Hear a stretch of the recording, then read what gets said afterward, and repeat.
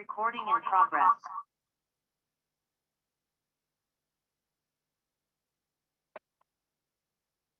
Okay, Greta, people are starting to join.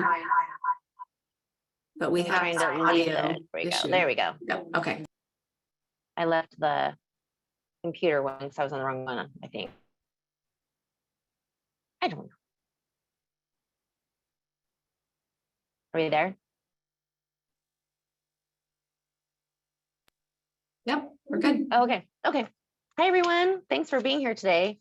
Sorry, I'm like technical difficulty Nancy or something lately. I don't know what I'm doing. Anyway, I tried to get on the computer. In any event, thanks for being here. My name is Greta Gissel, and I'm with Connect Kootenai. And I wanted to, I can't see because I'm on my phone, but I think if Hillary, do we normally go around and do introductions again, or because it's with this group we haven't? I mean, in a while we certainly could, because we do potentially have some new people that have joined us. So if you think that's helpful, we could do that. Yeah, let's do that. Okay. Please. So whoever's next, because I'm only looking at my phone and all I can see is myself and Hillary's right now. So will you lead for me, Hillary? Thanks. Sure. It looks like I need to change my last name on my Zoom. So Hillary Patterson, I'm the Community Planning Director, City Coeur d'Alene. I'm Bob Steele. I'm the Community Development Director for the City of Post Falls. James Casper, Executive Director with Habitat for Humanity of North Idaho. I am Victoria O'Banion, and I'm the Marketing Acquisition Specialist for Resident-Owned Communities Northwest. I'm Melissa Cleveland from Welch Comer Engineers. I'm Jeff Buller. I'm the Director of Operations for the Coeur d'Alene School District.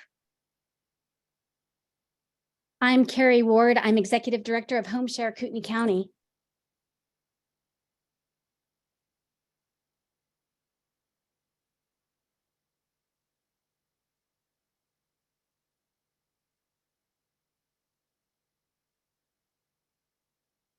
Jack or Corey, you guys want to? Sure, Corey Phelps, Idaho Housing and Finance. I'm over our project finance department. Jack Hawkins, part of project finance also with Idaho Housing, and I report to Corey.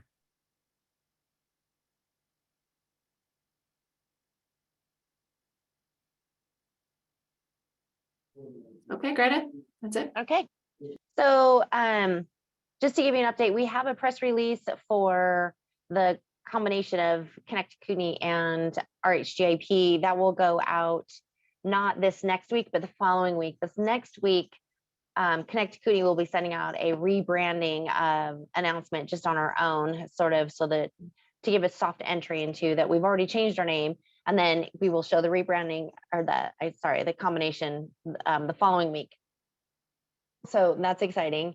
And then the survey update, I was working on it and I did not get it finished. My apologies, but I do have all of the responses from the survey in a spreadsheet broken out as to what you individuals who took the survey may want to be a part of as far as different, whether it's education or community or just housing or whatnot. And I will get those results out to you, and then hopefully we can connect on those bases as well and talk about those individually as far as how to move those items forward and what the opportunities for what your interests are and how we can align that.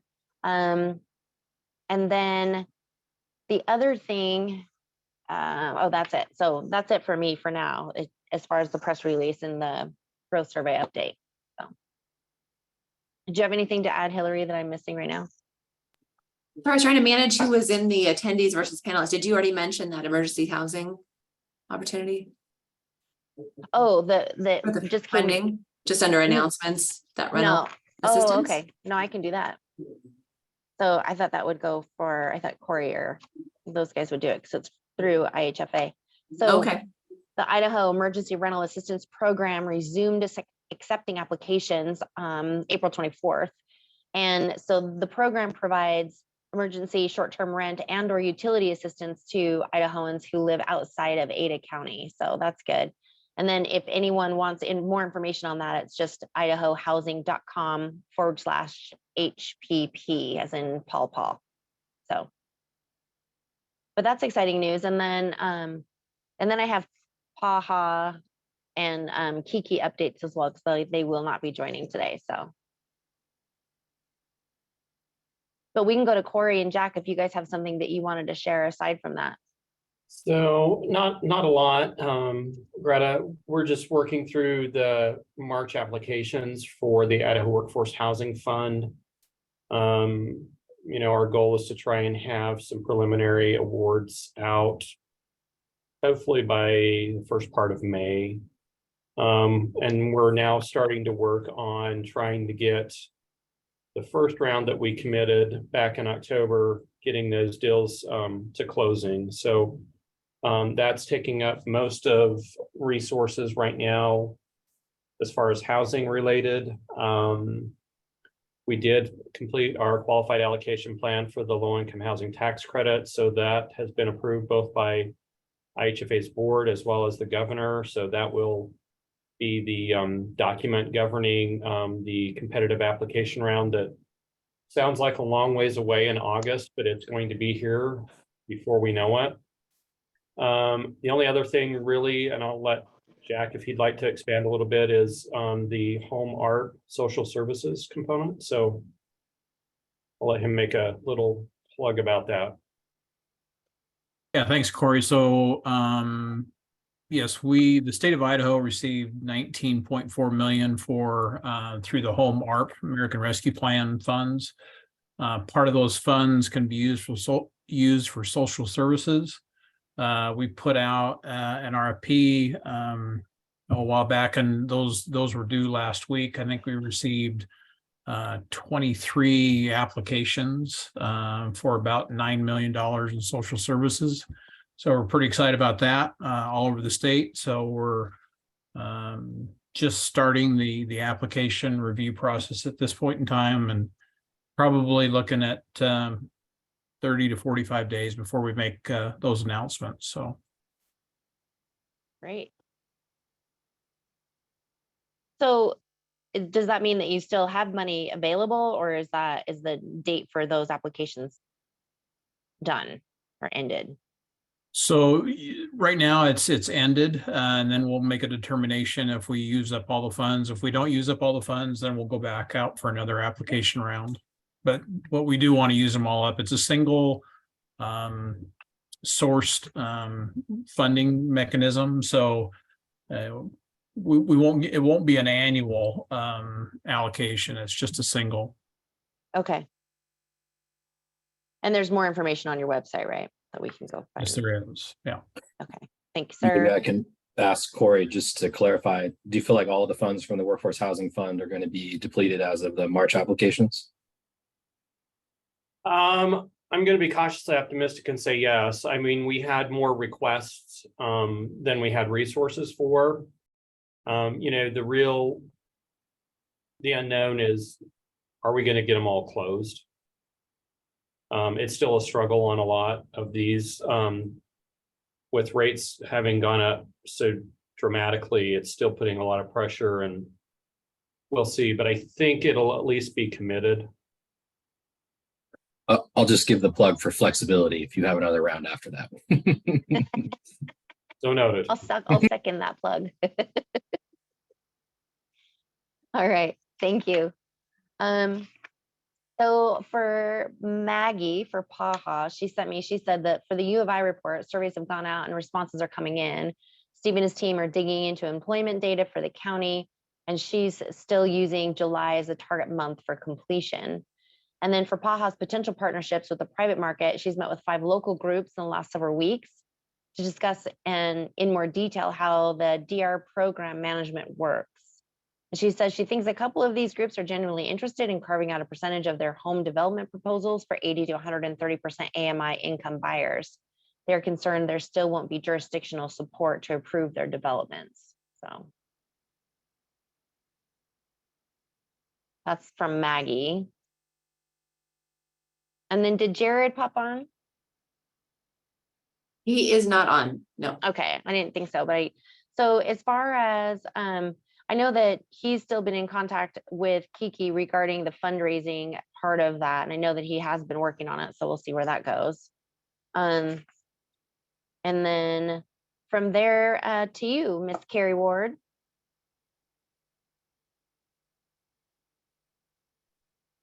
Sorry, I was already looking at the Idaho housing stuff. Clicked on that. Very exciting. Anyway, I'm Carrie Ward from Home Share Kootenai County. I wanted to let you know that we're gaining traction and momentum for sure. We've gotten 3 applications in like this morning or yesterday. So anyway, Home Share is doing good. We need more we need more of everyone, but really we need more home providers. You'll see a more of a social media push from us over the next couple of weeks. So please like and share if you see any of that on our social media. We have folks that are, actually starting to move in with each other this week and like a trial period. So, we are actually starting to add affordable housing units. So that's exciting. Done. I know. If I can drop off brochures to anybody that would like some at their location, maybe put it in the chat or send me an email or something like that. I'm happy to drop off brochures or business cards to you or present to a group. If you have a church group or senior group or any group, neighborhood group, anybody, I'm happy to present to that too. And I think that's it. That's really all my notes for today. So thank you for having me. And I'm excited that we're actually got momentum going.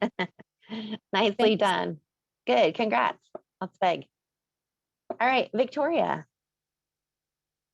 Absolutely. Hi, again, I'm Victoria Banyan with ROC Rock Northwest. We are still moving along, working with resident groups to get them organized as a cooperative and notify their landowner. So we're still moving on that process, still talking with several communities. They are eager and excited, and the word is getting out as the opportunity is kind of traveling through Kootenai County. The one other thing that I did want to mention on this call is, and it was kind of mentioned in the PAHA update, but the preservation of this affordable housing stock. Manufactured housing supports residents really from like a 60 to 120% AMI. And this is a group of residents that often are excluded from other subsidy. There's a federal subsidy drops off at 60%. And I mean, these residents are often also excluded from SNAP and other food benefits. So this is a highly vulnerable population, especially given their circumstances of living in a manufactured housing community where they own their own home, but rent the land that they live on. And their vulnerability comes when a new owner comes in and raises rent. We are seeing this actually in Kootenai County and Latah County. We're seeing it in Nez Perce County. We're seeing it all across the board where owners come in and they raise the rent 50%, which is dramatic and drastic for these residents who are often living paycheck to paycheck because of that's where you are in that AMI group. So I say that all to say, I would love to be working with cities, your planning department, your housing department in your city, the county as well, to have conversations about what can be done to preserve and ensure protection for these residents in these communities. There's local things and local codes that can be enacted in overlay zones or different ways to ensure that there is not a change of use for the manufactured housing communities and that the residents are protected from just even that perspective. That is a deep-seated fear as I talk with residents that their park is going to become something else. Regardless of the rent raise, they're just scared that their park is going to become something else and they are going to be evicted in 60 days. So I say that to say, please reach out to me, city planners, county planners, and let's have a conversation about what we can do with your city code to ensure that kind of protection. And that's Great. it. Greta. What's the, when you talked about an overlay zone, is that that's a code in the city? I know Hillary probably knows, but just curious. No, it's not code, because code is code and zoning is zoning, but it's more of literally an overlay that can lay over a specific geographic area or the entire municipal boundaries that just says, there's plenty of examples, but basically it would say that a change of use of a manufactured housing community that's established or grandfathered into the city plan would require multiple steps or make it more difficult for a developer or a landowner to change the use. Not Okay. impossible, but more difficult, which makes it less appealing. Okay, yeah, I think I got it, but I was like, let me just clarify. Thank you very much. I appreciate that, sweetie. Excellent. Anything else, Victoria? No, that's everything. Okay, thank you. Jeff. Hi, again, Jeff Voller with the Coeur d'Alene School District. Public schools right now, there's a lot going on. A lot of it revolving levies. Obviously, there's a lot of levy talk, and we just had the election in March. Unfortunately, for the Coeur d'Alene School District and the Lakeland School District, both, they were all 4 levies failed. So Post Falls passed their supplemental levy.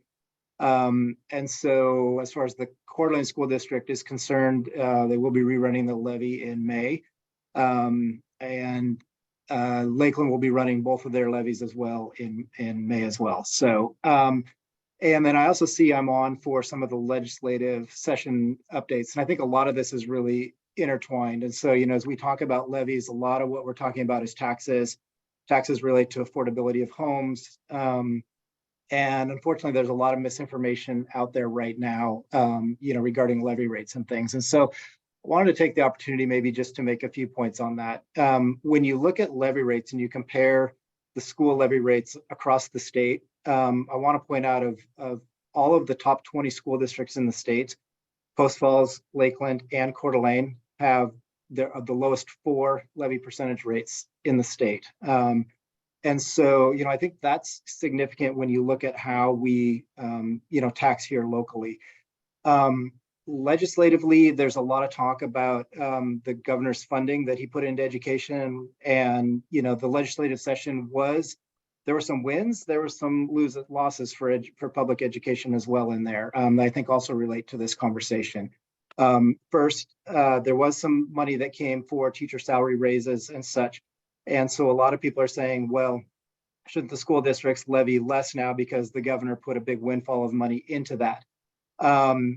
Basically, that's money in and that's money out, because all of those came and the governor said with very clear direction, here's what you need to do with that money. You need to increase teacher salaries. You need to increase classified salaries. And so as that money comes into us, that money goes right back out based off of the direction of the governors. And so I think people are misinterpreting that should just lower the amount that the districts will be levying with these supplemental levies, and that is not true. And so, that is good for the educators. That's good for the teachers. I think that's ultimately good for the economy. And the other piece of that was, with that, there came a few losses with that. So we lost the March election date. That's going to be something that will significantly hurt school districts moving forward, because that was a time that we would run the supplemental levies in March, because that's our budgeting season as we go into a July 1 fiscal year. And so that's going to hurt us a little bit, so everybody's trying to strategize to figure out what that will look like moving forward. Because May is too close to, the times that we have to have our budget built. For example, in Coeur d'Alene right now, we're building 2 budgets. We're building a budget without $20 million in funding, and we're building a budget with that. And I would say, with some of the attacks that are coming on public education, I'm concerned of the economic impact of what this is going to do for the affordability of homes, and the fallout of that. And so I just wanted to make that point as we think about, what we're trying to do as a group here and what that looks like. I think there will be people leaving the community, and we're already hearing a lot of that from doctors and other business leaders in the community that are starting to say we might not want to be here anymore if the school district is not fully funded. You know, it's, and K-Tech is like, for example, in the Coeur d'Alene School District and the Lakeland School District, the levies fund K-Tech. And so if we don't have Kootenai Technical Education Center that is bringing in quality trades into the industry that can help support, you know, the NIBCA, the contractors, you know, the automotive, repair shops, the nursing program, you know, the healthcare, you know, all of those are coming from, we're starting in the high school into the college level, and, you know, putting those students into the workforce. And, you know, those are all kind of iffy right now of whether those are going to be supported by this community. As far as the legislative session, so I notice I'm on the agenda here twice, so I'm going to maybe jump to that a little bit as well. There was talk about the consideration of impact fees, of what that would look like. There was a little bit of talk about that in the legislative session, but that didn't go anywhere. There was no traction or support, or, you know, really it was just very marginal, kind of on the side conversation for that. As schools, we were really pushing legislation that would change the terms for one of our levies that we could do, which is a school plant facility levy that would change the terms from 10 to 20 years. Again, there was no appetite for consideration of that. So those were some of the things that were really just kind of lost in this legislative session. I think the one thing that came out of the legislative session that was positive for the community was the idea of the state funded about $3 million to pay down bonds and levies, or to build the reserve capital account for school districts. You know, we've been talking a lot about how do school districts pay for buildings in the future. You know, what that means for us in the school district, the Coeur d'Alene School District, and I think that's really similar for Post Falls and Lakeland School District, is, you know, we anticipate the funding for that would be about $3 million. So we have bonds on the books right now that have paid for like the Nexus School and some remodels from a 2012 bond that was in there. And so as we pay those down, with the state starting to contribute, that will lower the levy rate that we will have to do to the local taxpayers. So well, we don't know exactly what that is going to look like. You know, we anticipate it might be around $3 million, which means we could levy $3 million less. That's a direct savings to the taxpayers. So, you know, I think that's very positive that came out there. That was also the same legislation that when it passed, it took away the March election for us. So, you know, there was good and bad in that piece of legislation that was passed. Let me see here if I'm missing anything else. Yeah, so I think that was, you know, one of the positive outcomes of that legislative session. And this is complicated. It's a little bit difficult sometimes to even describe, because some of the Idaho law is fairly complex. To try to break it down in terms that people understand is difficult for us. But you know, so like I said, there were some wins for public education, and there were some challenges. So thanks. Thanks, Jeff. I just want to add on to that, because I'm sure most of you, or all of you, have heard of the Idaho Launch Program, and the governor also signed into law. I have the bill number, but I don't think that matters. But people can up to 80%, $8,000 for tuition and fees at community colleges and workforce training facilities. So hopefully Idaho citizens will use that to increase some education as well, and then stay in the area and fill some of those jobs too. So just a side note there. All right. Thank you, Jeff. Mr. Callahan. He is off today, so he will not be giving an update. Okay. And then for Kiki's regional healthcare, I know she said she's tying up loose ends for the public safety healthcare project that she's doing, and she'll report on those the next meeting, she said. And I think that's all for that piece. And then I don't have anything for the communal living and multi-generational housing from her as well. So, all right. And then thanks for working into the legislative session updates, Jeff. So does anybody have any, Bob, do you want to talk to the ADUs? Because I know you've been working on that with that one. Well, I kind of followed the legislative updates, if Hillary had anything to add there. But yeah, I was going to just do a quick update on the ADU bill that was signed into law. So there was House Bill 166 that was in this session. It was amended near the end of the legislative session. And the original intent was that jurisdictions couldn't restrict ADUs. that changed throughout kind of the course of it going through the process. And so what was signed into the law is basically that homeowners associations can't restrict internal accessory dwelling units. So it did change, but that is in law now. And it does clarify that things like RVs are not accessory dwelling units. So it kind of has some provisions for that. I would anticipate that something with maybe a little bit more impact on the jurisdictions might come back next session, but I don't know that for sure. And Scott may have some intel on that. I don't know kind of what the builders groups are, seeing in that perspective, but that's just kind of one of the pieces of legislation we should keep an eye on. Yeah, that's good that they did that because they wouldn't allow you to rent out inside, right? For an ADU, is that what it was? No, that's- it's Oh, I'm confused. Never mind. some I gotcha. communities, I think, weren't allowing accessory dwelling units in their codes. So I think it Right. was, the original intent of the bill was to make sure you couldn't restrict that. And then Right, there was kind of a discrepancy on, is that an internal accessory dwelling unit? So can you convert your basement or some portion of your house, or is it a detached? And then as the bill morphed through the process, it was just homeowners associations can't restrict one that is internal within the main home, is kind of how that landed. That was signed into law by the governor. Okay, thank you. I appreciate that. You're welcome. And then Victoria, did you have anything on legislative update? I know you just spoke. Let me make sure. No, not at this time. I know that Leap Charities, our sister affiliate in South Idaho, is going to be talking with Idaho Housing in a couple of weeks here to talk about potentially doing something and talking through a strategy for the 2024 session, but not at this time. Okay, thank you. And then to, where am I? Toolkit updates from the jurisdictions. Are there any toolkit updates? And then does anybody have any toolkit updates is what I should be asking. I've got those two that are listed in the agenda. Okay.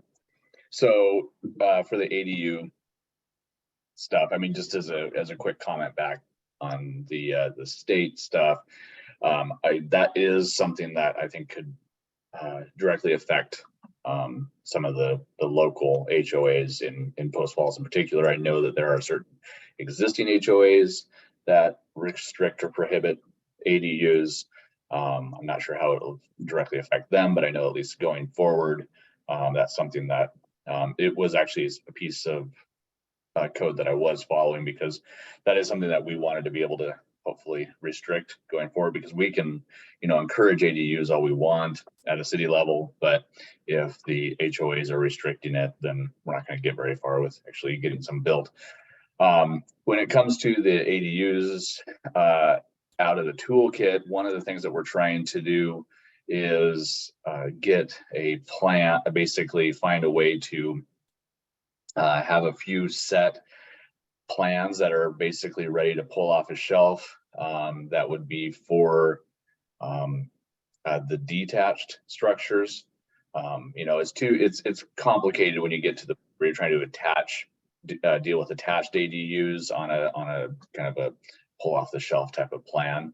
But we feel that there may be some traction we can get if a local architect or local designer can create a few different plan sets that people could build quickly and or at least get permission to build quickly at the city level. And so we're working on getting a group set up for that. Either next week or the week after. We're hoping to have, or maybe it's this week or next week at this point. I'm hoping to have a meeting between some designers, contractor, and a couple planners that can work on moving that type of idea forward. I know that I had seen it on a municipal website where you could easily just pick from your plan set and submit that through that city's portal, and they guaranteed a 30-day turnaround on the approvals. Again, like every city is going to have different restrictions when it comes to their setbacks. But if you happen to have a yard that's going to be able to meet that, at least we have a box that it can fit into. So there's some ideas, and we're going to see what we can do with that to kind of speed that up. The other piece that was on here was Post Falls cottage ordinance. For the city of Post Falls, we did create a cottage home ordinance for to fit in our zoning regulations back in February. And right now we're actually also trying to add in tiny homes, differentiating between those two different sizes of homes. At this point, we're aiming for cottage homes to be less than anything that's less than 800 square feet, whereas cottage homes would be 800 to 1400 square feet. And while those are typical, you know, there are detached structures, and obviously you could go ahead and build one of those on a single family lot if you wanted to. What the code did was it reduced the requirement for the lot size for individual standalone structures, and it also allows for the construction of multiple cottages or tiny homes on a single parcel based on a site plan type of application process. So, but it's, you know, again, it's just the idea behind trying to encourage different housing types that could be, you know, whether it's for rent or for sale type of models. So we continue to work through that, and we have had some interest in the cottage home standards after we passed the regulation. So we might be able to actually see some of those implemented. You know, we did try and work with some of the local developers to make sure that we weren't creating code that just would never be built because it wouldn't be feasible to build. So we did try and keep all that in mind and try and work with some of the local developers on that. So that's what I've got for now. That's exciting. How many plans do you guys think you'll take on? Like 4 or 6, or is there an idea of it? I'm just curious. Well, I because mean, think it's really cool. For instance, we happen to have one application that they came to us in a pre-application type of setting. They happen to have a piece of land that part of it wasn't really developable. So the idea behind it is that they would create essentially the same number of single family lots as you would if you were subdividing it in just your single family style. So let's say it was 20 or 30 parcels. I think it was about 20 parcels on a 5-acre piece of property. But instead of all those just kind of spread about over a 5-acre piece of land, they're more consolidated on half the 5 acres, and the other half of the 5 acres would be set aside as open space for that development. It's kind of how that one was working out. So it was kind of a way to make use of a piece of property that was otherwise somewhat encumbered with some problematic features. So we might be able to see, 20 units come out of that application if they were to move forward with it. So, that's exciting. Something. Good, thanks. Scott Krajak, are you on? Yes. Sorry. Okay. Hi. Sorry. I keep asking because I just can only see the speaker and myself because I'm on my phone. So my apologies. Go ahead, Scott. I do have a quick question since I'm on. Sure. Jeff, you had mentioned in May, there's going to be another vote. Do you have a date? Is there a date set for that next vote? May 16th. May Yep. 16th? And the next board meeting is May 8th too, for anyone who wants to go. Okay. As far as the developers toolkit is something I've been working on. Back at the end of last year, the NIVCA Developers Committee developed a list of ideas of things that a developer could ask a city for as kind of almost an incentive to providing workforce housing or affordable housing. That list got reworked a few times, and then throughout the beginning of this year, I brought that list to Post Falls, Coeur d'Alene, Hayden, Rathdrum, and Kootenai County, and gotten feedback from all 5 of those entities now. And so now I'm basically just trying to compile those into one document that looks good and is presentable. And so I've started working on that, and I'm gonna probably meet with next week with Greta and try to show her the direction I'm heading and be able to bring something. Probably what I'll end up doing is sending it all back to the city so they can review what we're going to put online, make sure they're okay with it, and then post it all onto the website. And so we're getting pretty close. It's looking good. Like I said, I've got feedback from everybody. It's more just trying to compile it all in a way that makes sense. And hopefully by the next time we meet, we'll actually have live documents. That'd be great. Yeah, and I did get your email and I will respond to you, but yes, we'll definitely meet. That'd be awesome. Thank you for that work. I appreciate it. You're welcome. And then the rental housing survey update. So we are still planning on sending out the rental housing survey in at the beginning of May for the close of, I'd like to do it before or close it probably the third week of May, but I will keep you guys updated on that. But that's kind of still in the works. It'll go out. And then as far as the open house, promoting positive impact through collaboration. So our hope is to get as many people in the community, including all of the advisory group and working group, together at an open house event over at the Cove, which is in Post Falls. And it's a 505. I have the address here. I'll get it in just a moment. In any event, it's I'm doing two separate events, the exact same though. So the first one on June 1st is an evening event from 5 to 7, so that people that can come to an evening event can come and join us. I'll do a short presentation twice, once during the first hour and once during the second hour, but it'll be about mingling, meeting the board members, talking about housing, talking about all the other things that Connect CUNY does. And then the next morning I'll have a repeat of the event, but for people that are able to come to the morning meeting and couldn't make the evening. So I split it into just to have a broader reach. So I will send out an open house invitation. Please share with your affiliates and the people in your organization and anywhere else you feel like it. It's open to the community. We'll have beverages and charcuterie in the evening, and in the morning we'll have coffee and orange juice and breakfast pastry stuff. So it should be a really, really great event. I'm excited about it. I think that's the gist right now. I will get the address and all that here in just a moment, but I wanted to open it up for discussions.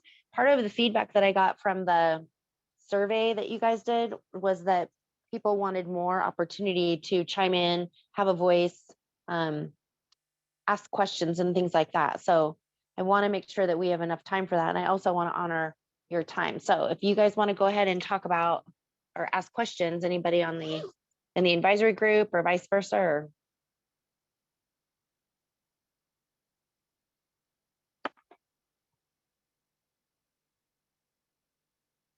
We have the option too, if anyone that's attending that's not a panelist, if you raise your hand, we could give you the ability to talk if you wanted to do that instead of using the chat feature. oh, thanks, Hillary. Sure. Hi, this is Carrie. I have a question for Robert.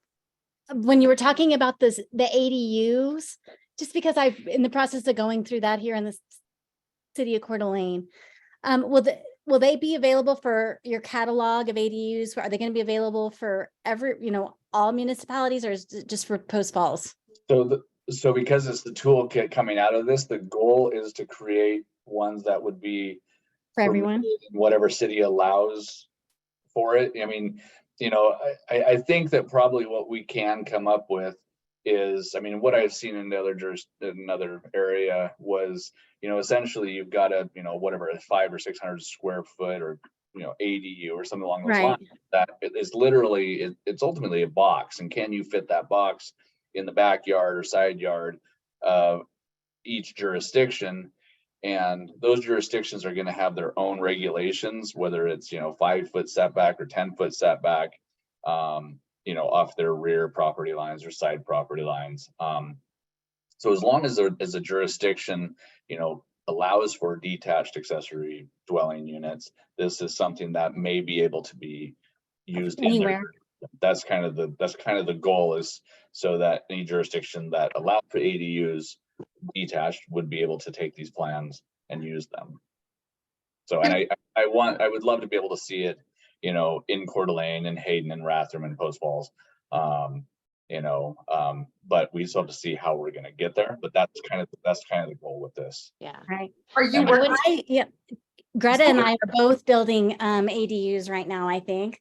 I think you're a little bit ahead of me, Yeah. but yeah, I have a 760 square foot ADU. Maybe my architect will share the plans. Who knows? Right, and that's kind of one Right. of those things is it comes down to, you know, can we get the designer or architect that is willing to essentially, you know, because there's no budget for it at this time, would somebody be willing to donate these plans sets? Right. That would be nice. I'd love to be able to see 3, 4, or 5 plan sets essentially in some form or another. But we'll have to see how it works out. But you know, I think that it'll be great. Have you connected with Mercer Mass over in the Spokane Valley? They're doing modular builds and they're working to do the exact same thing. And so if you have not connected with them, send me an email and I'll connect you with Mercer Mass, but they would be very much interested in working with you and getting together like 3 or 4 design plans to pick from. Okay. Will you send me their information too, Victoria? Sorry, Bob, go ahead. Yeah, I mean, they do tours, so if you ever wanted to do a tour, they're fascinating to see because they're doing modular builds and it's fantastic. But yes. Thank you. And what was the name of the company again? Mercer Mass. Mercer Mass. Okay. Excellent. Something in the.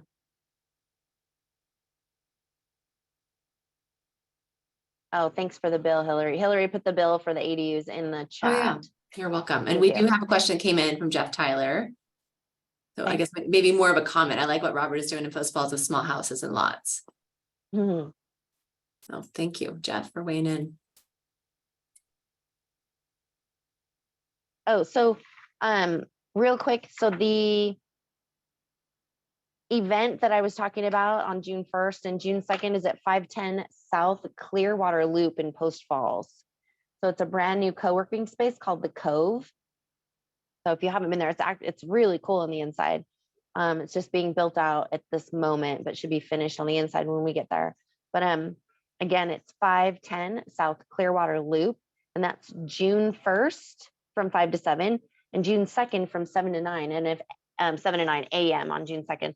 If anybody has any interest in volunteering or helping or donating items or being present to shake some hands and rub some elbows, please let me know. We'd love to have you. And Greta, did you still need volunteers for the rental housing survey as well? To help with calling Yes, people, I do. calling property Mhm. managers, calling apartment buildings, all of that? Okay. Yeah. Great. So yeah, I think that feel free. I was just gonna say, I think it's Suite 100. Thank you. For the Cove. It is. Thanks, Bob. Thanks for adding that in. I appreciate it. So yeah, so email me, those of you on the call, email me at Greta, Greta, T as in Tom, at connectkootenai.org and let me know if you're interested in helping with the housing survey and helping with the event. We would certainly love some extra hands. So we're gonna highlight housing in our area and then also highlight how people can engage and connect, collaborate in our communities so we can help move some of our passions forward. So. Anything else for the good of the order? The only thing, Greta, that I can think of is we're going to be transitioning to Teams from Zoom for these meetings. So look for an invitation from Greta for these recurring meetings, and then I'll be deleting my invitation. So yeah, fear not, we'll keep meeting. It'll just be on a different platform. Right. And yeah, I will send that out, the recurring meeting date and at same time and all of that stuff. And then as we move into June was kind of the time frame for when we'll reevaluate everything as far as our frequency. But right now we're status quo, but things are going well. And if you have any feedback or questions or anything for me, please reach out. I'm wearing some big shoes and trying to move things forward. So, but I'm super excited to be a part of this group and really grateful for all of your input, help, and expertise. Okay. Ready for us to And wrap that's it up? Yep, unless there's any other comments or questions, I'm good. All right, thank you. All right, thanks, everyone. Bye. Have a really Thank great you. day. Okay, thanks. Bye.